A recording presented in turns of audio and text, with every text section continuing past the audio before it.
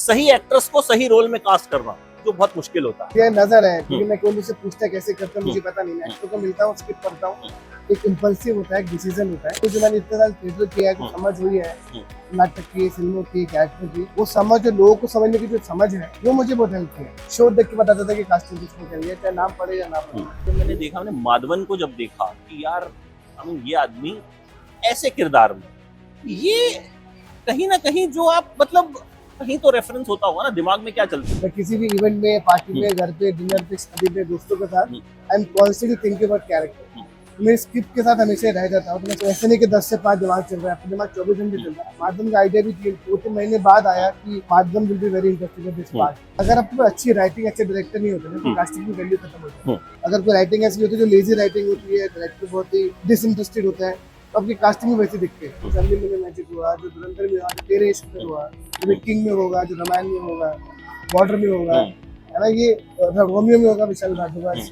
I think वो जिस तरह की राइटिंग और जिन तरह लोगों के साथ मैं लकीली काम करता हूँ ना, वो लोग बहुत ही ज्यादा डेडिकेटेड और सिंसियर लोग अपने काम के लिए। मुझे काय पोची बहुत पसंद आई थी, गैंग्सो बसुर बहुत पसंद आई। सुशांत, आपने इंडस्ट्री को सुशांत दिए थे और वो फिल्म जो है मुझे लगता है कहीं ना कहीं बड़ी कमाल की फिल्म। इफी गोवा में हम हैं और मुझे यहाँ आके ये भी पता चला कि अब मुकेश छाबड़ा सिर्फ कास्टिंग डायरेक्टर नहीं रहे हैं, उससे आगे बढ़ इस तरफ बढ़े हैं वो। हाँ, फिल्में प्रोड्यूस करने की तरफ बढ़ चुका हूँ और ऑफ कोर्स फिल्म फेस्टिवल कर रहा हूँ, बोलते खिड़के शॉर्ट फिल्म प्रोड्यूस कर रहा हूँ। और लोगों को लगता है कि मैं एक्टर कास्ट करता हूँ, मैं सिर्फ कैरेक्टर कास्ट करता हूँ जो मेरी कहानी को आगे लेके जाएगा। कास्टिंग वालों को एक स्टैंडिंग अलग से मिलनी चाहिए, वो मैंने ये एस्टेब्लिश किया है। क्योंकि हम इतनी बड़ी कंपनी है, हम छोटी कंपनी नहीं है, हम लोग ग्लोबली भी काम करना चाहते हैं। ये बताइए बड़ी ईमानदारी से कि चेक लगाने के लिए फोन कितने आते हैं? कि मैं ऑनेस्टली बताऊं कि जितने लोग मुझे फोन आते हैं from all department, from all side, I think उनको एक चीज समझ में आ गई कि ये तब तक नहीं करेगा तो सही नहीं होगा। तो अर्जुन रामपाल ने जो काम किया है, अर्जुन रामपाल के जिंदगी के नेक्स्ट 30 ईयर सेट हो जाएंगे फिल्म के बाद, ये भी मैं बोल रहा हूँ। हुमा कुरैशी को बड़ी दीदी बनाने वाला आइडिया कहाँ से? हुमा के साथ कई सालों का रिश्ता है, दिल्ली से देखा है, वो दिल्ली के बहुत नजदीक है, तो हरियाणवी लैंग्वेज तो मुझे पता है कि पकड़ी लेगी। उसकी हिंदी बहुत अच्छी है। दिल बेचारा के बाद मैं वेट कर रहा हूँ दूसरी पिक्चर बनाने के लिए, मेरी एक्साइटेड तो मैं सेकंड फिल्म जेन्युइन आशिकों के दिल टूटेंगे वो इस पिक्चर के बाद। अच्छा, मुकेश छाबड़ा का सबसे बड़ा सपना क्या है अभी कि मतलब ये सपना मुझे पूरा करना ही करना? मुझे अभी ऑस्कर ने कास्टिंग डायरेक्टर को इतना रिस्पेक्ट देना शुरू किया है, मुझे हिंदुस्तान में कास्टिंग में ऑस्कर लाना है। Ranveer Singh is a great actor, इतना डेडिकेटेड आदमी, इतनी मेहनत करता है। अब तो मैंने क्लोजली काम बैक टू बैक कर ही रहा हूँ। वो इतना मेहनती है कि वो अपने आप को कन्विंस करा के वो बना देता है। ये जिस दिन मैं वो पिक्चर अनाउंस करूंगा, पहला इंटरव्यू आपको दूंगा। पहला पक्का। अगर लाश का रोल हो किसी फिल्म में और आपको कास्टिंग दे दी जाए तो आप उस लाश में भी जान डाल दोगे? ऐसा मुझे लगा। मुझे लगा था ये ना पूछ ले किसको लाश बनाना चाहते हो। नहीं, वो आपका काम है, क्योंकि मतलब मुझे लगता है ना कि हीरो हीरोइन सब एक जगह होता है, लेकिन जो जब हम देखते हैं ना कि यार एक सीन में एक एक्टर आया और फाड़ के चला गया, आपको याद रह गया, ये आपकी कास्टिंग होती है। और इन दिनों तो मतलब एक के बाद एक मतलब सिक्सर पे सिक्सर लगे जा रहे हैं। तो ये जो करते हो आप, जैसे मैं तो अक्सर अपने वीडियोस में बोलता भी हूँ कि सही एक्ट्रेस को सही रोल में कास्ट करना जो बहुत मुश्किल होता है, ये कहाँ से ये कला आई आपके अंदर? ये आई थिंक ये खुद ये नजर है क्योंकि मैं कोई मुझसे पूछता है कैसे करता हूँ मुझे पता नहीं, मैं एक्टर को मिलता हूँ स्किप करता हूँ। एक इम्पल्सिव होता है, एक डिसीजन होता है, वो अभी तक तो वो ठीक बैठा है कि किसी भी शो में। आई थिंक वो जो मैंने इतने साल थिएटर किया है, जो समझ हुई है नाटक की, फिल्मों की, कैरेक्टर की, वो समझ, जो लोगों को समझने की जो समझ है, वो मुझे बहुत हेल्प किया है। इसलिए कोई भी शो देख लो मुझे बोलता है कि अब तो ये लगता है कि मुकेश छाबड़ा की कास्टिंग है। ये बहुत बड़ा एक, बिल्कुल एक कहते हैं ना अपने काम को लेकर प्रति एक कॉन्फिडेंस और बढ़ाता है कि लोग शो देख के बताता था कि कास्टिंग किसने करी है, चाहे नाम पड़े या ना पड़े। आई थिंक वो एक नजर है। मैं कभी किसी को एक्सप्लेन कर नहीं करता, टीम को भी एक्सप्लेन नहीं कर पाता हूँ कि मैं कैसे करता हूँ। एक इम्पल्सिव नोट है, एक फीलिंग है जिसको मैं फॉलो करता हूँ कि ये बंदा करेक्ट है। अभी रिसेंटली धुरंधर, फैमिली मैन 3, महारानी 4, दिल्ली क्राइम 3, मतलब धुरंधर तो खैर मैंने अभी ट्रेलर ही देखा और मतलब मुझे लगता है जो हमने एक पोस्ट आजकल वो भी बहुत वायरल है रियल, और जब मैंने देखा, मैंने माधवन को जब देखा कि यार ये आदमी ऐसे किरदार में, ये कहीं ना कहीं जो आप मतलब कहीं तो रेफरेंस होता होगा ना, दिमाग में क्या चलता है जैसे हम। मेरे कॉन्स्टेंटली लोग चलते रहते हैं हाँ वही मैं पूछ रहा मेरे दिमाग में। मैं कभी भी मेरी लाइफ नॉर्मल बची नहीं है। मैं किसी भी इवेंट में, पार्टी में, घर पे, डिनर पे, शादी पे, दोस्तों के साथ, I am constantly thinking about character. मैं स्क्रिप्ट के साथ हमेशा रह जाता हूँ। तो मैं सोच लोगों के बारे में सोच, मुझे और क्या, कास्टिंग जॉब तो नहीं है मेरे लिए, मेरी लाइफ है। तो ऐसे नहीं कि 10 से 5 दिमाग चल रहा है, अपना दिमाग 24 घंटे चल रहा है। माधवन का आइडिया भी 2-3 महीने बाद आया कि Madhavan will be very interesting with this part, his face, his acting style, his knowledge, his you know his, उसके चेहरे में ना एक एजुकेशन झलकती है, एक पढ़ाई झलकती है। यस। तो वो जरूरी था मेरे लिए उसको हाँ। देखना, समझना। वो सोचना था कि इसको देख के लगना चाहिए कि ये आदमी बहुत सुपर इंटेलिजेंट है। टू मीट माधवन, उसके बोलने का तरीका, उसकी बातों को रखने का तरीका, उसके अंदर एक बहुत ही, कहते हैं ना, एक बहुत ही समझदार, सुलझा हुआ एक पढ़ाई झलकती है। वो हमको चाहिए। आई थिंक इस वजह से होता है कि मैं स्किप के साथ रहता बहुत हूँ, और मैं ऑडिशन जल्दी करने में बिलीव नहीं करता हूँ। मैं एक फिल्म में 6 महीने, 8 महीने, 1 साल, 1.5 साल, 2 साल तक भी लगते हैं। मैं आराम से अपना टाइम लेके कास्टिंग करता हूँ। इवन महारानी 4 जब मैंने देखी, मुझे लगा कि it's one of the best political shows जो हम एंड दैट देखते हैं। सुभाष की वो राइटिंग है। हाँ, सुभाष की हाँ नहीं, ऑब्वियसली उसमें हर चीज परफेक्ट थी, लेकिन जब मैंने कैरेक्टर्स देखे, जैसे जो हुमा के बेटे बनते हैं, हम्म, या हुमा की बेटी में आपने श्वेता बासु को लिया, yeah. मतलब वो जो छोटी छोटी चीजें थी, विपिन शर्मा को प्रधानमंत्री बनाया, वो लोग, क्योंकि वेब सीरीज बड़ी होती है, 7-8 घंटे की वो लगभग वेब सीरीज है, या मान लीजिए 5-6 घंटे की होगी, हम 2-2.5 घंटे की खराब फिल्म नहीं झेल पाते हैं। एवरेज फिल्म होती है तो हम लोग कब खत्म हो रही है, बड़ा मुश्किल होता बट है। हुक होके रह जाते हैं हम कुछ वेब सीरीज पे। और वो तभी होगा जब हर किरदार, करेक्ट। चाहे वो 2 सीन आ रहे हैं। I think can be very honest, अगर आपके पास अच्छी राइटिंग, अच्छे डायरेक्टर नहीं होते ना, तो कास्टिंग की वैल्यू खत्म हो जाती है। ये जो आदमी इतने डिटेल में कैरेक्टर लिखता है ना, तो आपका मन करता है कि और अच्छे से कास्ट करो। अगर कोई राइटिंग ऐसी होती है जो लेजी राइटिंग होती है, डायरेक्टर बहुत ही डिसइंटरेस्टेड होता है, तो आपकी कास्टिंग भी वैसी दिखती है। तो सेम वे टेलीग्राम में जो मैजिक हुआ, जो फैमिली में मैजिक हुआ, जो धुरंधर में हुआ, जो तेरे इश्क में हुआ, जो किंग में होगा, जो रामायण में होगा, बॉर्डर में होगा, है ना, ये रोमियो में होगा विशाल भारद्वाज। आई थिंक वो जिस तरह की राइटिंग और जिन तरह के लोगों के साथ मैं अकेले काम करता हूँ ना, वो लोग बहुत ही ज्यादा डेडिकेटेड और सिंसियर लोग अपने काम को लेकर। तो आप एज अ पर्सन, आपको लगने लगता है कि you can be unsincere, you have to give your 100% to this project, because the director and writer and the team is putting so much. तो आपको इतना रिस्पॉन्सिबिलिटी फील होती है। I think because of the great writing and great director. और अगर ये पूछूं कि आपकी अभी तक की आपको क्या लगता है सबसे बढ़िया कास्टिंग, जो आपको एज मुकेश छाबड़ा लगता है, क्योंकि है ना बहुत सारी चीजों में, अब हमें तो फैमिली मैन भी अच्छा लग रहा है, हमें महारानी भी अच्छा लग रहा है, हम धुरंधर का भी, but as a casting director आपको क्या लगता है कि यार ये मैंने जो किया था ना, इसमें भाई मैंने मचा दिया था, या इसमें मैंने उखाड़ दिया था? आई थिंक अभी ऐसा फीलिंग मुझे लगता है अभी आना बाकी है, मुझे और करना है अभी, और करना वो है। सबके साथ होता, बट अभी तक का, अभी तक क्या, अगर मुझे इफ यू आस्क मी, मुझे काय पोची बहुत पसंद आई थी, गैंग्स ऑफ वासेपुर बहुत पसंद आई। सुशांत, आपने इंडस्ट्री को सुशांत दिए थे, और वो फिल्म जो है मुझे लगता है कहीं ना कहीं बड़ी कमाल की फिल्म थी। आई थिंक बजरंगी भाईजान के मुन्ने, चिल्लर पार्टी के बच्चे, सुपर 30 के बच्चे, गैंग्स ऑफ वासेपुर, पूरी दुनिया सारा इतना अच्छे तो से काम मतलब कर मुझे रही है। लगता है गैंग्स ऑफ वासेपुर तो आज तक लोग वही काम कर रहे शायद हैं। मेरे 100 में से 95 इंटरव्यूज में गैंग्स ऑफ वासेपुर का जिक्र होता होगा। जी। तो वो सब आई थिंक अभी, तो आई थिंक रिसेंटली अगर आप देखो, Dhurandhar is also very close to my heart. I think बहुत अच्छी कास्टिंग हुई है, लोग बहुत प्यार दे रहे हैं। रामायण मुझे लगता है कि ऐसी फिल्म है जिससे मुझे खुद अपने आप पे एक फीलिंग अच्छी आएगी कि चलो मैंने एक जिंदगी में एक अच्छा काम किया है लाइफ में, कि अगर मैं रामायण के बाद कास्टिंग नहीं भी करूँ ना, तो मैं अच्छे से जी सकता हूँ। क्यों नहीं करेंगे, क्योंकि अब वैसे आप इसी गोवा में हम हैं, और मुझे यहाँ आके ये भी पता चला कि अब मुकेश छाबड़ा सिर्फ कास्टिंग डायरेक्टर नहीं रहे हैं, उससे आगे बढ़े, तो किस तरफ बढ़े हैं वो। हाँ, फिल्में प्रोड्यूस करने की तरफ बढ़ चुका हूँ, और ऑफ कोर्स फिल्म फेस्टिवल कर रहा हूँ, बोलती खिड़की शॉर्ट फिल्म प्रोड्यूस कर रहा हूँ, बहुत सारी फिल्में प्रोड्यूस कर रहा हूँ, और राइटिंग में हूँ, अपनी सेकंड फिल्म को लेकर तैयार हूँ, और बहुत सारा काम कर रहा हूँ, क्योंकि मुझे लगता है कि आगे बढ़ना चाहिए लाइफ में। बिल्कुल। कास्टिंग एक ऐसी चीज है, मतलब कभी छूटेगी ना, मुझे छोड़ना चाहिए, उसको बढ़ के साथ में कास्टिंग और बढ़ाना है, इंटरनेशनली कास्टिंग को लेवल को लेके जाना है। आई थिंक मुझे हिंदुस्तान में कास्टिंग को ग्लोबली इतना बड़ा करना है, ये मेरा ड्रीम है, ताकि दुनिया अगर हिंदुस्तान में कास्टिंग की बात करे, तो Bollywood film industry, Bollywood film casting की बात करे। अच्छा, जो अभी आप प्रोड्यूस कर रहे हो, या जो भी, उसकी कुछ डिटेल्स अभी? एक तो ऑलरेडी आउट है हंसल मेहता के साथ, तो आपको मालूम होगा, हंसल मेहता डायरेक्ट कर रहे हैं, मैं प्रोड्यूस कर रहा हूँ। और बड़ी खुशी होती है कि बड़ी अच्छा लगता है कि अंकल जन ने इतना ट्रस्ट किया कि चल अब तू आगे बढ़, तू कर, हम साथ में करते हैं। आई थिंक ये धीरे धीरे स्टेप लिया है और बाकी एक एक करके डिटेल आपको मिल ही जाएगी। राइट। अभी मैं लेकिन अभी एक आउटडोर अभी एक हमने पहला यूट्यूब का शो भी आज डाला है। आपने देखा होगा फैमिली करके, पंकज त्रिपाठी मैंने साथ में प्रोड्यूस किया, अजय राय के साथ दिल की जान पिक्चर, वो कल यूट्यूब में ट्रेलर भी डाला है उसका।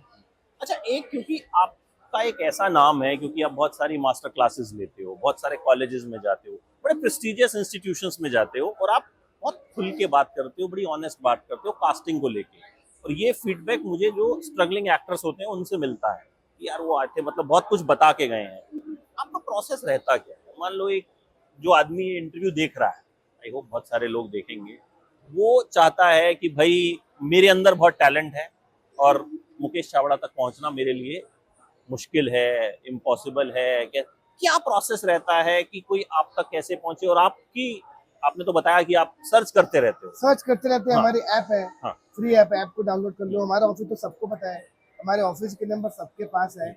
अगर आपको जनरली एक्टिंग करना है तो हमारे ऑफिस में आ जाइए, अपना इंट्रो छोड़ दीजिए। अगर आप सही है हम आपको फोन करेंगे कि आप काफी फिट होते हैं, क्योंकि आप जितने भी अच्छे एक्टर हो लेकिन आप कैरेक्टर में फिट नहीं होते तो एग्जैक्टली।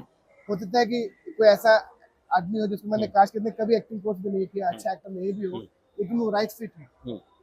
मुझे राइट कैरेक्टर चाहिए, मुझे एक्टर नहीं कास्ट करता और लोगों को लगता है कि मैं एक्टर कास्ट करता हूँ, मैं सिर्फ कैरेक्टर कास्ट करता हूँ जो मेरी कहानी को आगे लेके जाएगा।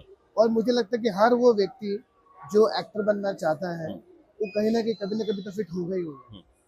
अगर आपके अंदर थोड़ा टैलेंट है, थोड़ा आप ग्रूम करके आ रहे हो, थिएटर करके, तो आपको मौका मिल ही जाएगा। मैं तो सबसे एक्सेसिबल आदमी हूँ। मैं वर्कशॉप भी करता हूँ, सिंपल बात करता हूँ, क्राफ्ट को सीखो, सीधे आओ, नाटक करो और मेरे ऑफिस पहुंच जाओ। ऑफिस तो बहुत आसान है, रामनगर में है, सबको पता है, दिल्ली में है, चंडीगढ़ में है। मेरे ऑफिस के लोग नंबर सबके पास है। आई थिंक जो मुश्किल होता है लोग जो सीख के नहीं आते हैं उनसे प्रॉब्लम है। एग्जैक्टली। आप हर फील्ड में नौकरी पाने के लिए हर जगह एक पढ़ाई करते हो, कोर्स करते हो, फिर नौकरी के लिए जाते हो। इस फील्ड में आप उठ के आ जाते हो, जो मुझे थोड़ा दुख होता है कि आप बेसिक थिएटर कर लो, एक वर्कशॉप कर लो, बेसिक नॉलेज ले लो, थोड़ा समझ लो।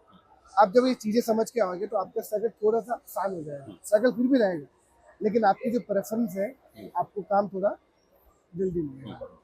तो अगर आपको इनकी तरफ से कोई फोन नहीं आ रहा तो ये समझिए कि आपके लिए अभी कोई कैरेक्टर है नहीं। हाँ, क्योंकि ऐसा नहीं है कि आपको जवाब नहीं दे रहे, हम आपको रिजेक्ट नहीं करते हैं। हम उस कैरेक्टर को ढूंढ रहे जो हमको नहीं मिल रहा है। हम 1000 लोगों में से वो एक बंदा ढूंढ रहे हैं जो फिल्म में फिट होगा। क्योंकि मैं स्क्रिप्ट के लिए काम करता हूँ, डायरेक्टर के लिए काम कर रहा हूँ, कहानी पे काम कर रहा हूँ, क्योंकि मुझे तो अपना सही आदमी ढूंढना है। ये नहीं कि आपको फोन नहीं है तो आप सही नहीं है। होता था आप जिस फिल्म के लिए आए हो वहाँ पे ना सिलेक्शन हो, आप किसी और फिल्म में आपका मिले, क्योंकि आपका जो डेटा है वो मेरे सिस्टम में सेव होता चला जा रहा है। हम आगे भी हम लगातार साल में 30-40 फिल्में और 20 शो तो मैं करता ही हूँ, तो कहीं ना कभी तो आप फिट होंगे ही होंगे। Exactly. मैं आपको बुलाऊंगा। अच्छा, यहाँ आने का क्या पर्पस था? मतलब क्योंकि यहाँ मैं देखा कि जितने भी स्टॉल्स हैं उनमें एक मुकेश छाबड़ा का स्टॉल ऐसा है जो आई बॉल्स ग्रैब करता है। ठीक है, क्योंकि बाहर आते ही यहाँ पता चल गया कि अच्छा यार उनका स्टॉल है और वहाँ पे जो है बहुत लोग जो है जा रहे हैं। बट आप यहाँ पर्पस क्या था कि मतलब क्योंकि आपको ऑलरेडी आई बॉल्स की जरूरत नहीं है, पीपल नो यू, आप कास्टिंग ऑलरेडी कर रहे हो, तो इफ्फी गोवा में दो मेन रीजन एक तो क्या है कि कास्टिंग वालों को एक स्टैंडिंग अलग से मिलनी चाहिए, वो मैंने ये एस्टेब्लिश किया है।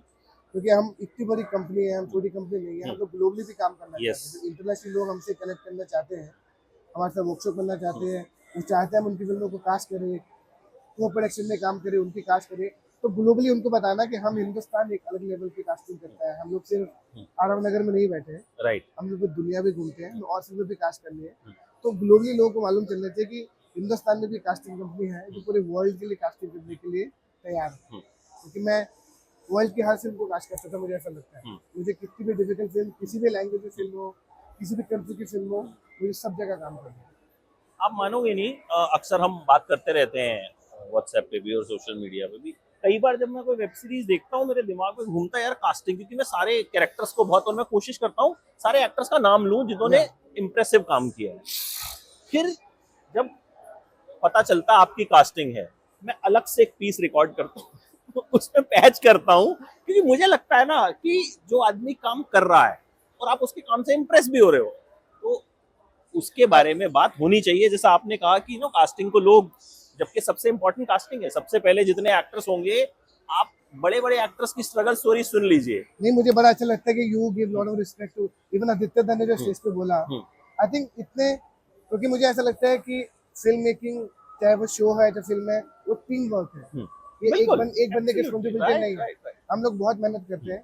ऐसे भी कई डायरेक्टर है जिनको बहुत सारे अवार्ड मिलते हैं, लेकिन दे इग्नोर कास्टिंग डायरेक्टर आल्सो। अब तो मुझे नहीं कर सकते, ना कर पाएंगे, मैं ऐसा काम करूंगा कि वो मजबूर हो जाएंगे कि मुझे इग्नोर ना कर सके। तो ये बहुत इंपॉर्टेंट होता है कि लोग रिकग्नाइज करते हैं, लोग को इतना प्यार देते हैं, इतनी इज्जत मिलती है। और इसलिए तुम जब लिखते हो तो मुझे इतनी खुशी होती है, मुझे खुद भी खुशी होती है कि यार मैंने किया, थैंक यू। क्योंकि एप्रिसिएशन कि हमको और क्या मिलता है। बिल्कुल, हम हमारी जिंदगी में यही है ना, जब हमको बचपन में माँ बोलती थी बेटा तूने बहुत अच्छा किया है, हमारी तो पढ़ाई, हमारी कमाई वही है। मुझे ये भी लगता है ना कि कहीं ना कहीं ये एक ट्रांसपेरेंसी भी तो है ना। मतलब पहले क्या होता था, किसी को पता नहीं होता था कहाँ जाना है, ठीक है। अब वो सीधे मुंबई में जा रहा है, स्टूडियो के दरवाजे अब खटखटा पता रहा कहाँ है, जाना है। गार्ड धक्के मार के भगा रहा है। अब कम से कम आपके पास ये ट्रांसपेरेंसी है, आपको पता है कि मुकेश छाबड़ा हैं और कास्टिंग डायरेक्टर्स हैं, आप जा सकते हैं, आप जी। लोग एक्सेसिबल हो। और एक ट्रांसपेरेंट सिस्टम है कि ऑफिस में आओ भाई, ऑडिशन दो और ये चीजें करो। अच्छा, अब ये बताइए बड़ी ईमानदारी से कि चेक लगाने के लिए फोन कितने आते हैं कि भाई देख इसके लिए कुछ हो, और यार ऐसे फोन जब आते हैं, how you deal with them, I क्योंकि थिंक रिलेशंस भी हैं सबके साथ। सी, मैं ऑनेस्टली बताऊं कि जितने लोग मुझे फोन आते हैं from all department, from all side, I think उनको एक चीज समझ में आ गई कि ये तब तक नहीं करेगा जब तक सही नहीं होगा। यस, आई थिंक ये जो इज्जत मैंने कमाई है, आई थिंक मुझे इतने सारे फोन जो आते हैं वो रेफरेंसेस के, जैक के थ्रू, डायरेक्टर, प्रोड्यूसर, रेफरेंस, सब जगह से फोन आते हैं। लेकिन मैं सबको एक बात ही बोलता हूँ कि मैं कैमरा के सामने खड़ा करके रख दूंगा, बाकी आपकी जिम्मेदारी। बाकी आपको बिल्कुल। और ये बात उनको समझ में आएगी, और वो लोग भी आज ऐसे ही बोलते हैं कि भाई तू जाके मुकेश से मिल ले, लेकिन वो तब तक नहीं करेगा जब तक तू सही नहीं है। तो कभी कभी शुरू में लोग बुरा मानते थे, आस्ते आस्ते सब नाराज हो जाते थे, वेंडेटा हो जाता था, लेकिन अभी उनको समझ में आ गया कि ये इतना मेहनत करेगा, इतना जिद्दी आदमी है, इतना अकड़ू आदमी है कि वो गलत नहीं करेगा। लेकिन अभी वो इस बात की और इज्जत करते हैं, रिस्पेक्ट करते हैं। वो मुझे किसी से मिलवाते भी हैं तो फोन भी करते हैं, बेटा तू देख ले और अपने आप से भी वहाँ से देख ले। आई थिंक ये जो टाइम लगा इस चीज को कमाने में, लेकिन उसकी इज्जत बहुत मिली है कि अभी लोग फोर्स मुझे लगता है ये सबसे इम्पोर्टेंट होता है, क्योंकि तभी तो आज हम 10 चीजों का नाम ले रहे हैं ना कि यार आपने इसकी कास्टिंग की, आपने इसकी कास्टिंग की। अभी आपने माधवन की जगह जो धुरंधर में किसी और को रख लिया होता तो गलत हो तो जाता शायद है। मैं उतना शॉक नहीं होता, Yeah. क्योंकि वो जो विजुअल सामने आया, मतलब वो ट्रेलर ही मुझे लगा वो एक नई शुरुआत है। Yeah. आदित्य धर मुझे ऐसा लगता है कि बहुत कन्विक्शन वाला बंदा है, बहुत ही और अलग लेवल पे जो conviction। उनकी राइटिंग है, मतलब आप 1 मिनट 20 सेकंड एक विलन को ओपनिंग ट्रेलर की ओपनिंग में दे रहे हो, and that to Arjun Rampal, ठीक है, तो that speaks of the conviction कि भाई मेरे पास बहुत मसाला है, बहुत माल है, अभी तुम देखने आओ। हीरो को दिखाने लास्ट में सिर्फ एक डायलॉग। आई थिंक वो, मैं वही बोला ना, अच्छा डायरेक्टर, अच्छा राइटर से कहानी होती है ना, तो आपकी कास्टिंग का काम आसान हो जाता है। आदित्य धर की जो कन्विक्शन है, और अर्जुन रामपाल ने जो काम किया है, अर्जुन रामपाल की जिंदगी के नेक्स्ट 30 इयर्स सेट हो जाएंगे फिल्म के बाद, ये भी मैं बोल सकता हूँ। अच्छा, आपके दिमाग में आया कब था कि कास्टिंग डायरेक्टर बनना है? बिकॉज नॉर्मली जो फिल्म इंडस्ट्री में आते हैं, या तो हीरो बनना होता है, कैमरे के आगे आना होता है, या फिर गायक बनूंगा, या फिर डायरेक्टर बन जाऊंगा। बट कास्टिंग डायरेक्टर, जो कि हिंदुस्तान में मुझे लगता है 2 या 3 होंगे जो थोड़े नाम वाले कास्टिंग डायरेक्टर, ठीक है, बहुत ज्यादा नहीं है। ये कब दिमाग में आया था कि यार ये करता हूँ? मैं ना फिल्मों में, दिल्ली में भी था जब NSDTI में ना, तो बहुत से फिल्म मेकर ना दिल्ली में फिल्म बनाने के लिए आते थे, तो बच्चों की कास्टिंग में पूछते थे यार तो बच्चा सजेस्ट कर दे, तो मैं ऐसे रेकमेंड कर देता था, क्योंकि मुझे नहीं पता था कि कास्टिंग में जॉब होता है। तो मैं फिल्मों में ED का काम करने लग गया था। रंजी बसंती में ED था, वहाँ मैं कास्टिंग डिपार्टमेंट संभालता था। मुझे नहीं पता था कि कोई कॉस्ट्यूम डिपार्टमेंट संभालता है, कोई आर्ट डिपार्टमेंट संभालता है, कोई कैमरा असिस्टेंट होता है, कोई डायरेक्टर भी होता है। तो मेरा काम था एक्टर को संभालना। तो धीरे धीरे करते मुझे लगा कि ये जॉब ऐसा है, इस कंट्री में लोग इस जॉब को सीरियसली नहीं ले रहे हैं। तो वहाँ से फिर चिंटू की एप्पल, अमल हैपन, रणजीत कपूर की फिल्म, क्योंकि वेस्ट में तो कास्टिंग बहुत समय से चलता आ रहा है, क्योंकि तिग्मांशु धूलिया ने यहाँ पे कास्टिंग की है, रेड एंड क्वीन, वॉरियर, लेकिन उन्होंने भी ऐसा एसोसिएट डायरेक्टर किया है, कभी इंडिपेंडेंटली कास्टिंग डायरेक्टर नहीं बने, उनको क्रेडिट कास्टिंग डायरेक्टर का मिला है। उसके बाद जब रियलाइज हुआ कि ऐसा जॉब है जो इस कंट्री में लोग सीरियसली नहीं ले रहे हैं, तो फिर मैंने उसको थोड़ा सा अटेंशन देना शुरू किया। फिर वासीपुर के बाद चिल्ला पार्टी किया, लवाजकल किया, चिंटू जी की अमल किया। I think gangs of Wasseypur के बाद लोगों को थोड़ा समझ में आ गया कि ये जॉब कितना इम्पोर्टेंट है। वो एक ऐसा ब्लास्ट हुआ, और उस ब्लास्ट के बाद फिर मैंने एक कंपनी खोली, एक ऑफिस लिया, कि मुझे लगता था कि ये जो सड़कों पे कास्टिंग हो रही है, कैफे कॉफी में कास्टिंग हो रही है, ये बंद होना चाहिए। फिर एक ऑफिस सेटअप किया, अपने स्ट्रगल के टाइम पे जो भी 2-3 दोस्त थे जिनको काम की जरूरत थी, उन सबको साथ में जोड़ा, एक कंपनी को फॉर्म दिया, ताकि इस कंपनी को थोड़ी इज्जत मिले, कास्टिंग प्रोफेशन को थोड़ी सी रिस्पेक्ट मिले, इस प्रोफेशन को थोड़ी इज्जत मिले। तो वहाँ से ये धीरे धीरे सोचते सोचते, मुझे नहीं, सच में नहीं पता था कि वो जिस इंटेंशन से शुरू किया था वो इतना बड़ा बन जाएगा, ये नहीं पता था। मुझे पता था कि इसको हम सिस्टम ठीक करते हैं, और आज ये इतना बड़ा डिपार्टमेंट बन गया है, कोई भी फिल्म मेकर हमारे बगैर काम नहीं कर।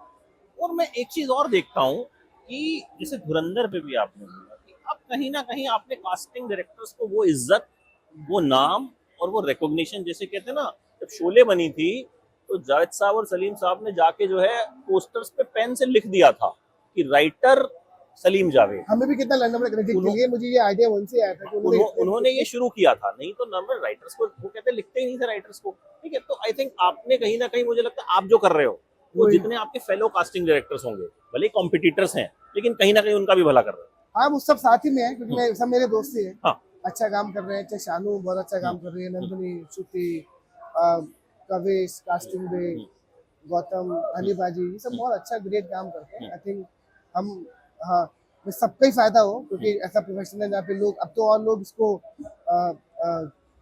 वो उसको मेरे असिस्टेंट जो है ज्वाइन करके इंडिपेंडेंट बनते जा रहे हैं। मैं सोच रहा हूँ कि अभी 6 महीने का एक कोर्स भी शुरू करूँ जहाँ पे लोग ट्रेनिंग करें, एडिटिंग के होते हैं, एक्टिंग के होते हैं, तो ये भी एक कोर्स करना चाहिए। तो मैं इसको और जगह ले, मैंने ना ग्लोबली इसको ले जाना चाहता हूँ, और ये इसको इज्जत मिल रही है और बड़ा प्यार मिल रहा है, अच्छा लगता है। अच्छा एक चीज और, जैसे इन दिनों एक बहस ये भी है कि भाई कंटेंट होगा तो चलेगा, चाहे उसमें कोई बड़ा सुपरस्टार है या नहीं। कई हमने देखा, आई नॉट नेम, बट बड़े सुपरस्टार्स वाली फिल्में भी बुरी तरह पिटी। उसमें कास्टिंग पर्सपेक्टिव से आप देखते हो कि क्या मिसकास्टिंग हो जाती है कई बार बड़ी फिल्मों में? हो जाती है, तो भी ये होता है कि भैया बिल्कुल फिल्म होता नहीं है। चल सी रही, मुझे लोग लगता है इमेजिन कि ही नहीं कर पा रहे हैं इस आदमी को इस कैरेक्टर में। वो आप उसको एक्सेप्ट ही नहीं करते हैं। आप कोशिश करते हैं एक्सपेरिमेंट करने की, लेकिन एक्सपेरिमेंट भी तब करना चाहिए जब प्रैक्टिकली थोड़ा फिजिबल हो। आप एकदम कंप्लीट प्रैक्टिकल मत करो कि चेंज ही कर दो पूरी कहानी। आई थिंक कास्टिंग से बहुत बड़ा फर्क पड़ता है, और आदमी को, क्योंकि ये भी एक चीज हो गया ना कि किसी को आजकल प्रोड्यूसर को प्रोजेक्ट भी बनाना है ना, जो एक्टर मिल गया पिक्चर बनानी, ऐसा नहीं होना चाहिए। पिक्चर होनी चाहिए जब पिक्चर सही हो तब बनानी चाहिए, क्योंकि लगता है अभी प्रोजेक्ट बनाते हैं, फिल्में कम बनती हैं, ये प्रॉब्लम है। तो आपको ओवरऑल जो अभी सिनेमा की तरफ लोगों का रुझान कम हुआ, कम नहीं तो हुआ है, कम नहीं, लेकिन जितना हुआ है ना, लेकिन अब वापस अभी देखना, ये किंग आएगी, पठान आई, जवान आई, ये फिर से जो भी फिर देखना, ये धुरंधर आएगी, ये फिर से कहीं ना कहीं ओटीटी आया, और ओटीटी पे आप ही जैसे लोगों ने अच्छे एक्टर्स दिए। अब हमें तो नहीं पता ना, हमें तो वो चेल्लम सर 2 सीन में नजर आते हैं और हमें याद रह जाते हैं, या फिर हमें, जैसा मैंने बताया कि अपना महारानी में हुमा कुरैशी के बेटे का किरदार करने वाले एक्टर जो है वो याद रह जाते हैं। तो वहां भी कहीं ना कहीं कंट्रीब्यूशन तो आप ही का है ना, कि ओटीटी पे लोग चिपक रहे हैं। ऐसे हम फिल्मों भी अच्छे एक्टर देते हैं, हमको तो अच्छे एक्टर कास्ट कर ले। हमको, मुझे प्ले बोलोगे, मैंने मुगल आजम करके प्ले भी किया है, यस, फिरोज अब्बास खान के साथ। मुझे तो प्ले करना है, मुझे रेडियो प्ले दे दो, वहाँ भी मुझे तो एक्टर को काम देना है, जो करेक्टर उस पर काम करना है। पर कंटेंट अच्छा होना चाहिए, फिल्म हो या ओटीटी हो, जब से प्ले हो, आप प्ले देख के आते हो, आप इतने अच्छे से एक्टर ले लो, अगर प्ले अच्छा नहीं होता तो आप नहीं बोलते रहे इतने अच्छे एक्टर थे, प्ले बहुत खराब था। ये तो हर जगह ही होता है। आप पूरी, आप ये कंटेंट तो अच्छा चाहिए ही चाहिए आपको, ऐसा नहीं है कि हाँ, लेकिन कई बार इतनी सुपरस्टार है कि आप उनको पिक्चर में ले लो, आपकी पिक्चर लोग देखने जाएंगे। वो फैन फॉलोइंग जो है आज दोबारा पैदा नहीं हो सकती। जिन लोगों ने ऑलरेडी पैदा कर दी है, जो लोग बन चुके हैं, उसके बाद नए वहां तक नहीं जाएंगे। नए लोगों को कंटेंट के साथ साथ ही बनना पड़ेगा। हुमा कुरैशी को बड़ी दीदी बनाने वाला आइडिया कहाँ से? क्योंकि वो मेरे लिए शॉकिंग था। उनको पॉजिटिव कैरेक्टर्स में देखा है, थोड़े ग्रे वाले कैरेक्टर्स में देखा है, बट उनको ऐसे देखना, आई थिंक मैं बताऊं कि मुझे ना एक्चुअली हुमा के साथ कई सालों का रिश्ता है, दिल्ली से देखा है, वो दिल्ली के बहुत नजदीक है, तो हरियाणवी लैंग्वेज तो मुझे पता है, ये पकड़े लेगी। उसकी हिंदी बहुत अच्छी है, हिंदी, उर्दू, और दिल्ली में रहने वाले को आधी हरियाणवी आती है। और जब ये बात हुई, क्योंकि मैं दिल्ली क्राइम के साथ इमोशनली भी 10 साल से जुड़ा हुआ ना, सीजन 1 से लेकर आज तक जुड़ा हुआ हूँ। ऐसा लगता है कि सारे मेरे सामने बड़े हुए हैं। मुझे याद है कि वो अमेरिका में था, और मैंने हुमा को बोला, एक्चुअली मैं अभी वो नाम बताने नहीं चाहता हूँ, कि 2 एक्ट्रेसेस ने ये रोल मना कर दिया था। तो बहुत डिस्टर्ब हो गया था तनुज, तो मैंने बोला कि एक एक्टर है उसका ऑलरेडी एक बहुत तो बोला हुमा कुरुश, बोला क्या बात करें, film she do it, she already doing a show Maharani, she is a very sensible actor, एक बार बात करते हैं। मैं हुमा को रात को 10:30 बजे फोन किया क्योंकि वो अमेरिका में था तो टाइम मैच हो रहा था। मैंने कहा तू करेगी, क्या बोल रहा है भाई, मैंने कहा देख ले, सीजन सिर्फ तेरा है, हाँ सीजन सिर्फ तेरा है, जो कि ऑफकोर्स शिवाली है, राजेश तेलांग है, सबका शो है, लेकिन ये सीजन में मैंने बोला कि समंथा फैमिली में टू में आई तो उसका सीजन बन गया, विजय सेतुपति आया, अब ये तेरा सीजन है। Yes and she is a very smart actor, she is not dumb, see actor को स्मार्ट होना बहुत जरूरी है। And I think Huma immediately understood, मुझे याद है उसने कब आधे घंटे में भी अरेंज अ जूम कॉल, वो अमेरिका में था, तनुज अपूर्वा जो प्रोड्यूसर है वो आए, हम लोग से एक जूम कॉल पे इमीडिएटली आ गए, zoom call happen 11:30 in the night, क्योंकि वो टाइम मैच हो रहा था सबका, और एक दो दिन बाद पता लगा कि ऑन यहाँ से कहानी शुरू और हुई। वाकई में ये बात सही है। मतलब जब मैंने ट्रेलर देखा था, I reviewed the trailer, I said कि भाई ये खा जाएगी सबको, नहीं बाकी सब अच्छे हैं बट कहीं ना कहीं वो कैरेक्टर एक आपको शॉक देता है। और रोल ही ऐसा लगा, जैसे मैंने कहा ना, माधवन शॉकिंग था, Yeah. कि ये माधवन है, आप पहचान नहीं पा रहे हो, तो ऐसे इनको उसमें देखना it was like very much shocking कि भाई ये, क्योंकि अभी रिसेंटली उनकी एक सिंगल सलमा करके भी फिल्म आई, हाँ तो बहुत चली नहीं, लेकिन मैंने देखी जाके, प्रमोशन नहीं हुआ, उनको उन्होंने उर्दू बोली है बड़ी अच्छी। उर्दू तो क्या उसकी मातृभाषा ही है। देन महारानी में सीएम फ्रॉम बिहार, तो मैं वो क्योंकि उसके अंदर मैंने इतना थिएटर भी किया है, मेरी थिएटर की भी जूनियर है, उसको कई साल से देखा है, उसको मैंने पहली बार चड्डे के लिए बुलाया था, बहुत कम लोगों को मालूम है, तब वो एक्टिंग शुरुआत भी नहीं कर रही थी, चड्डे के लिए वो दिल्ली में ऑडिशन के लिए आई थी, तब से मैं जानता हूँ हुमा को, मुझे उसके टैलेंट मालूम है, उसकी लैंग्वेज पे पकड़ मालूम है, उसकी हिंदी इंग्लिश और जो भी लैंग्वेज जो पकड़ती है मास्टरी है उसके अंदर, उर्दू, तो वो बहुत अच्छे से एक्सेंट पकड़ती है, क्योंकि दिल्ली के एक्टर है, थिएटर किया हुआ है, इतनी कॉन्फिडेंट बहुत है, स्मार्ट बहुत है, पढ़ी लिखी बहुत है, she is well read. I think वो सब चीज़ें जो हुमा के साथ प्लस था, क्योंकि ये वो सब्जेक्ट को भी जिस हिसाब से डिटेल में पढ़ा है, जब तक आप पढ़ते नहीं हो ना ये सब नहीं होता। आपने कभी नहीं सोचा एक्टिंग करूं? नहीं यार, दिमाग में नहीं आया? मैं ऐसे टाइम पास तो गैस एजेंसी करता रहता हूँ, नहीं वो है। लेकिन मुझे पिक्चर बनानी है, मुझे ये काम में इतना मजा आ रहा है, और मैं उतना अच्छा एक्टर हूँ नहीं है, क्योंकि मैं किसी अच्छे एक्टर की जगह को खाऊं, उतना अच्छा एक्टर हूँ नहीं।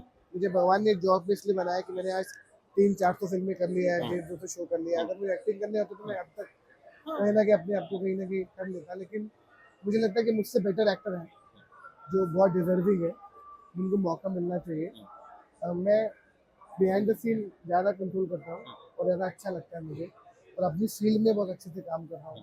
तो ये भी सीखने वाली बात है, चाहे तो किसी भी रोल में खुद को कास्ट कर सकते हैं, बट ही थिंक्स कि मैं जो काम कर रहा हूँ वो सही है, तो हो सकता है आपको लगता हो आप बहुत फाड़ू एक्टर हैं, लेकिन ऐसा ना हो। ठीक है, हम सबको लगता है कि हम तीसमार खान हैं, लेकिन नहीं होते। बट लेकिन मैंने ये बात पता है क्यों पूछी, क्योंकि इन दिनों मैं देख रहा हूँ आपने अपना स्टाइल बहुत अपग्रेड कर दिया। नहीं यार, हाँ, मैं स्टाइल इसलिए नहीं किया क्योंकि थोड़ा कपड़े और बड़े, मतलब एकदम जैसे उस दिन भी हम मिले, आप एकदम, मतलब मैं देख के शौक हो यार, मैं फुल ड्यूट। ऐसे ही रहता था स्ट्रगल के टाइम में, थोड़ा दिल्ली का हो, दिल्ली के कॉलेज में पढ़े हैं, तो हम रहते ऐसे ही थे। बस ये है कि हम पहले थोड़ा ध्यान कम देते थे, थोड़ा ध्यान ज्यादा देना शुरू किया, क्योंकि अब इतने सारे क्लासेस में जाने होते हैं, चीजों की तरफ जाना होता है, तो थोड़ा सा तो आपको लगता है कि थोड़ा प्रेजेंटेबल होना, मुझे लगता है कि अच्छी बात है, आदमी की लाइफ में थोड़ा सा प्रेजेंटेबल होना चाहिए, इसी बात। तो ये इसी से मुझे शक हुआ कि ऐसा तो नहीं है कि किसी रोल की तैयारी चल रही है। पिक्चर बनानी है, दिल बेचारा के बाद मैं वेट कर रहा हूँ दूसरी पिक्चर बनाने के लिए, very excited for my second film, end of course producing career, खिड़किया थिएटर फेस्टिवल, बोलती खिड़किया शॉर्ट फिल्म फेस्टिवल, मेरे मास्टर क्लास, मेरी जस्ट एक्टिव वर्कशॉप, मेरी app is doing so well, और मुझे और जगह हिंदुस्तान के हर कोने में बहुत सारे ऑफिस खोलने हैं, मुझे इंटरनेशनल ऑफिस खोलने हैं, तो मुझे बहुत सारा काम करना है। अच्छा, रामायण और किंग कितना शॉक करने वाली है अपनी कास्टिंग से? It's too early to ask, but I think जितना बता पहले अभी तेरे इश्क की बात करते हैं, तेरे इश्क, उसके बाद मतलब मुझे धुरंधर अगर की इस बात हुई। साल में अभी किसी फिल्म का सबसे ज्यादा इंतजार है ना, तो तेरे इश्क। दिल टूटने वाले हैं बहुत सारे, मतलब आई मीन जो टीजर आया था, आप मानोगे नहीं, मैंने कम से कम 200-300 बार वो टीजर सुना है, मैं गाड़ी में चलाता हूँ लूप पे और उसको सुनता हूँ, मतलब वो मेरे दिमाग से ही नहीं निकलता। I think Anand Rai will भी हमने वो आनंद राय जो रानीना वाला मिस किया था ना, वो वापस आएंगे। उन्होंने इतने आशिकों के दिल और जेन्युइन आशिकों के दिल टूटेंगे वो इस पिक्चर के बाद टूटेंगे, क्योंकि एक होता है ना जो टीनेजर का लव स्टोरी होती है, एक एक जयंती लव स्टोरी होती है, एक मिलेनियल लव, ये उसके ऊपर है। ये वो जो मैच्योर लव स्टोरी है जहाँ पर आपका हार्ट जो है वो दोनों तरफ जाता है। जब आप पिक्चर देखेंगे आप डिसाइड नहीं कर पाएंगे कि आप किसकी तरफ ज्यादा फील कर रहे हैं। अच्छा, मुकेश छाबड़ा का सबसे बड़ा सपना क्या है अभी, कि मतलब ये सपना मुझे पूरा करना ही करना है? मुझे अभी ऑस्कर ने कास्टिंग डायरेक्टर को इतना रिस्पेक्ट देना शुरू किया है, मुझे हिंदुस्तान में कास्टिंग में ऑस्कर लाना है, ये मेरा अभी। वो तो आप ऑलरेडी ले नहीं चुके हो, अनऑफिशियल तो। हाँ, लेकिन यहाँ पे दिखना जरूरी है ना देश में। मुझे लगता है कि यू हैव एस्टैब्लिश्ड दैट। हाँ, लेकिन मुझे लगता है कि कास्टिंग में अगर नाम सबसे पहले अगर कोई आता है हमारे भी दिमाग में तो आपका नाम आता है। इसलिए सारे अवार्ड में भी मुझे बोलते हैं कि अवार्ड में क्या करेंगे, तेरे को ही देना पड़ेगा अवार्ड, इसलिए शायद इतना इज्जत इतना प्यार देते हैं। आई थिंक मुझे अभी जो जनरली बोलो तो मुझे और फिल्में करनी है, और हिंदुस्तान के हर शहर में एक छोटा छोटा ऑफिस खोलना है, ताकि जो लोग बॉम्बे नहीं आ सकते वो लोग मेरे ऑफिस में आके अपना इंटरव्यू दें। जैसे बहुत सारी फ्रेंचाइज है, बड़े बड़े फूड जॉइंट के होते हैं, मुझे लगता है ऐसे एमसीसी की बहुत सारी फ्रेंचाइज होनी चाहिए जहाँ पे लोग क्योंकि हर आदमी शहर में मूव नहीं हो सकता, क्यों ना मैं सब जगह मध्य प्रदेश में, यूपी में और गोवा में, सिक्किम में, नॉर्थ, हर जगह एक एक छोटे छोटे ऑफिस खोलूँ जहाँ पे लोग अपने सपनों को पूरा करने के लिए वहाँ पे आ जाए। चाहे उनको एक्टिंग फील्ड में जाना है, डायरेक्शन फील्ड में जाना है, राइटिंग फील्ड में जाना है, किसी फील्ड में जाना है, एटलीस्ट वहाँ पे आके वो अपना प्रोफाइल सबमिट कर सकते हैं। ये मुझे खोलना। बट जैसा आपने बोला कि मुझे ही बुलाते हैं, आपको नहीं लगता कि इसके पीछे आपने ही इनिशिएटिव लिया है? आप ही ने कहीं ना कहीं एक ऐसा एटमॉस्फेयर अपने आसपास क्रिएट किया, चाहे मीडिया से आपके रिलेशंस हो या फिर आप जहां भी दिखते हैं, तो आपने भी खुद को कहीं ना कहीं एक्सेसिबल किया कि हाँ भाई मैं हूँ। और हो सकता है बाकी लोग उतने एक्सेसिबल नहीं है कि जिसे हम मान लीजिए बात ही नहीं कर पाए किसी से, तो हमको नहीं पता उस आदमी की जर्नी क्या है या वो आदमी क्या कर रहा है। तो ये जो चीज है एक्सेसिबिलिटी वाली, जो कि मैं देखता हूँ कि कुछ एक पर्सनालिटीज होती हैं जो खुद को एक सर्टेन एक्सेसिबल बनाती हैं, एंड आई थिंक आप उनमें से हो, ताकि जो कम से कम काम कर रहे हैं वो तो पहुंचे। यार मुझे लगता है कि जितने आप मेहनत करते हो और काम जो भी आपको मिलता है वो सब काम से मिलता है, लेकिन काम पहुंचना जरूरी है। आप फिल्म को भी तो प्रमोट करते हो ना, बिल्कुल आप करते हो ना। हाँ, मैं तो आप बिल्कुल चैनल प्रमोट करते हो, एडवर्टाइज करते हो, चीजों को करते हो, क्योंकि हमको कहीं ना कहीं अपने आप को बताना तो पड़ता ही है। हर डायरेक्टर भी तो करता है ना, वो लिख देता है कि इस फिल्म का director of this film coming up this film, क्यों लिखता है मेकर ऑफ दिस फिल्म? पुरानी फिल्मों की याददाश्त दिलाने के लिए, ताकि उनको बेचना पड़ता है। It is always good to let people know कि हम हैं वो लोग। ये नथिंग रॉन्ग इन दैट। नहीं, मैं रॉन्ग नहीं बोल रहा हूँ, करेक्ट है। मैं कह रहा हूँ कि वो अप्रोच करेक्ट है कि कम से कम आप अगर मान लीजिए अप्रोचेबल ही नहीं होते, हमको पता ही नहीं है कि, तो हमें कैसे पता चलता कि यार इसकी मुझे लगता कास्टिंग है आपने अप्रोचेबल इसकी होना चाहिए। अगर मैं अप्रोचेबल नहीं होगा तो लोग मुझसे कैसे मिलेंगे? हाँ, तो मुझे लगता है कि ये आपसे सीखने वाली बात कि भाई आप इतना अप्रोचेबल तो रहिए कि कम से कम आप जो काम कर रहे हो वो लोगों तक पहुंचे। और कहीं ना कहीं मीडिया के जरिए मल्टीप्लाई होता है 50 लोगों। अब इस इंटरव्यू के जरिए बड़े सारे लोगों को ये समझ में आया होगा कि हाँ भाई मुकेश छाबड़ा के ऑफिस से अगर जवाब नहीं आ रहा तो क्यों नहीं आ रहा। Correct. मतलब ये मेरे को बड़े लोग कहते हैं यार वो जवाब नहीं देते हैं, ठीक है। तो मैंने कहा यार नहीं होगा उनके पास कुछ तो जवाब नहीं देंगे, तो जब मैं मिलूंगा तो फिर मैं बात करूंगा। तो आज आपने उस चीज को बहुत क्लियरली समझाया। और एक और बात बोलना चाहते हैं हम लोगों को ना, practically impossible to reply to everyone. Yes, human level पे भी इम्पॉसिबल है टू रिप्लाई टू एवरीवन, क्योंकि इमेजिन करो दिन में 4-5 हजार मैसेजेस और अनलिमिटेड ईमेल्स, और सब लोगों का एक ही सपना है। It is impossible to reply to everyone. जो सही वाला होता है उसको फोन कर देते जो करेक्ट है। बाकी क्योंकि अगर आप लोग मुझ तक नहीं पहुंचोगे तो मेरा घर कैसे चलेगा? I am here because of you guys. मुझे नए टैलेंट की जरूरत है, लेकिन मुझे सही वाले चाहिए ताकि मुझे और काम मिले। अगर मैं कास्टिंग खराब करूंगा तो मुझे और किसी का काम नहीं मिलेगा। एग्जैक्टली। ये पीछे बड़े सारे पोस्टर्स जो मतलब आगे तक फैले हुए हैं, हो सकता है फ्रेम में ना भी दिखे। एंड ये एक फिल्म की कास्टिंग और मुझे पोस्टर दिखा 83, मतलब ब्रिलियंट। मतलब हमने सोचा नहीं था कि रणवीर सिंह कपिल देव दिख सकता। अब ये सोचना जो है ना, आई थिंक ये आइडिया कबीर खान का था। ये आइडिया कबीर खान का आइडिया था, क्योंकि जब मुझे बोला कि वो क्या Ranveer Singh is a great actor, इतना डेडिकेटेड आदमी, इतनी मेहनत करता। अब तो मैंने क्लोजली काम बैक टू बैक कर ही रहा हूँ। वो इतना मेहनती है कि वो अपने आप को कन्विंस करा के वो बना देता है। और उसके बाद अलग से जो पूरा बाकी लोगों की टीम खड़ा करना था, उसमें जान निकल गई थी उनकी। हाइट को मैच करना, उनके लैंग्वेज को मैच करना, उनके बैटिंग और बॉलिंग स्टाइल को मैच करना, उनके एक्सेंट को मैच करना, उनके लैंग्वेज को मैच करना, उनके कमिटमेंट को मैच करना। आई थिंक बहुत मेहनत लगी थी 83 में, और आई एम ग्लैड कि लोगों ने कास्टिंग को बहुत प्यार दिया कि कौन कैसे कर सकता है। और मैं वही कह रहा हूँ कि अगली बार मुझे लगता है जब हम बैठे इफ्फी में भी अगली साल जब बैठे तो इससे ज्यादा पोस्टर्स और भर जाएं। और यार वो एक्चुअली वो प्रिंट नहीं हुए प्रिंट ही क्योंकि नहीं जगह हुए। नहीं थी, क्योंकि ऑलरेडी इतने तो सारे ये picture हो गए। खूब सारी फैमिली, मतलब ये सब चमकीला में दिलजीत दोसांझ को ये इमेजिन करना कि वो उस तरह का किरदार कर सकते हैं जो 80s का किरदार है। तो हाँ, तो मतलब स्कैम प्रतीक गांधी, मतलब मुझे लगता है लाइफ लॉन्ग उनके साथ ये किरदार जो है, इसी किरदार ने शायद वो तो गुजराती सिनेमा के बड़े एक्टर रहे हैं, लेकिन हिंदी में उनको इस्टेब्लिश लेकिन स्कैम ने उन्होंने गुजराती फिल्म में हमेशा दोस्त का रोल किया, मेन रोल कभी नहीं किया बात। और उनको बॉम्बे में भी 2 फिल्म में जो कास्ट भी किया गया था, उन्होंने एक दोस्त का रोल बताया था। ये पावर होती है सही कास्टिंग की, और तभी आप लोग थिएटर में ताली बजाते हो, या तभी आप लोग ओटीटी पे 8-8 एपिसोड की सीरीज रात भर जाग के देख पाते हो, क्योंकि जब कास्टिंग सही होती है तो मजा आता है देखने का। अब मुझे इंतजार है जब आप अपनी फिल्म बनाओगे उसकी क्या कास्टिंग होगी, और उसकी तो पूरी कास्टिंग पे मुझे लगता है हम बैठ के आधा पौना घंटा सिर्फ उसी की बात और ये मैं करेंगे। प्रॉमिस कर रहा हूँ कि जिस दिन मैं वो पिक्चर अनाउंस करूंगा, पहला इंटरव्यू आपको दूंगा। पहला पक्का। पहला। और हमारा ये बड़ा long pending interview, long pending तो इंटरव्यू। मुझे भी टाइम नहीं मिलता है इनका, ठीक है, ऐसा नहीं है।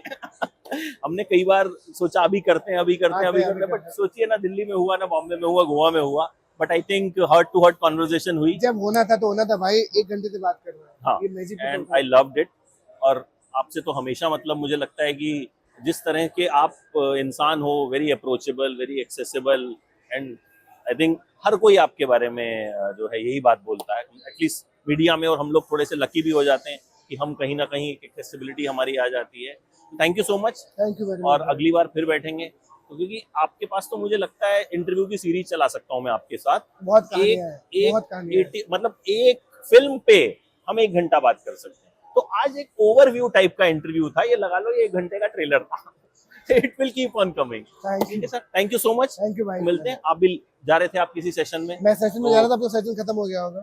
चलो कोई बात नहीं, मैंने इनका सेशन नहीं, जो पर है ये सेशन बहुत इंपॉर्टेंट था। ये session and I always love talking to you Amit all the time. मैं हमेशा बिंदास होके मैसेज कर देता हूँ, दोस्ती में भी, प्यार में भी। बिल्कुल बिल्कुल, और वो आपका हक है, और मुझे लगता है कि वो मुझे आप हेल्प ही करते हो। हक भी बहुत अच्छी पिक्चर है। हक भी बहुत अच्छी पिक्चर है, सबसे याद मैं आया आप बता कि चुका हूँ। सुपन वर्मा, मैंने देखा वो कमाल, इंटरव्यू, बहुत कमाल कमाल, पिक्चर बनाई। आई कमाल। थिंक यामी इज हाँ। आउटस्टैंडिंग। यामी मतलब अलग level। No words for Yami, she is the best. Yes। और मैंने तो लिख दिया था कि officially she should be declared the best actress of Indian cinema. तो यामी ने कहा नहीं, अभी मैं इन शब्दों के लायक नहीं हूँ। ऑब्वियसली वो हम्बल होंगी, है। बट वो जो काम किया है ना वो टॉप नॉच है, एक लंबी लकीर खींच दी है। तो सर नेक्स्ट टाइम बैठते हैं और बड़े सारे नुआंसेस पे बात करते हैं। ठीक है, I'll see you thank you. and lovely talking to you. Thank you, Thank man। you.